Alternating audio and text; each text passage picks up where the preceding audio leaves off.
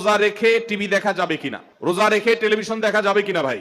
এর উত্তর হলো, টেলিভিশনে যদি খারাপ কিছু দেখেন, হারাম কিছু দেখেন, নাটক সিনেমা দেখেন যেখানে নারী পুরুষের অবাধ মিশ্রণ আছে, মিউজিক আছে, হারাম জিনিস আছে, উপাদান আছে, তাহলে সেই টেলিভিশনের সেই অনুষ্ঠান, সেই দৃশ্য, এটা রমজান মাসেও দেখা জায়েজ নাই, রোজা রেখেও দেখা জায়েজ নাই, রোজা ছাড়াও দেখা জায়েজ।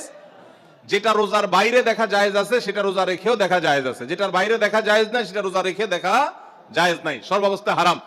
অতএব রমজান মাসে যদি ওইগুলা দেখেন তাহলে গুনাহ একটু বেশি হবে, কারণ ওই যে রমজান মাসে আমল হলো হারাম থেকে বেঁচে থাকা, আর আপনি সেটা বেশি করে করলেন। এই জন্য আমরা চোখের হেফাজত করবো। অনেকে আছে রমজান মাসে দিনের বেলা খাবারের রান্না বাড়ার কাজ মহিলাদের নাই, পুরুষদের অনেক ঝামেলা থাকে না, নাস্তার ঝামেলা থাকে না, তো অনেক সময় দেখা যায় আমরা অযথা টেলিভিশনে অনেক নাজায়েজ জিনিসপত্র, আজেবাজে বিষয়গুলো দেখে আমরা সময় নষ্ট করি।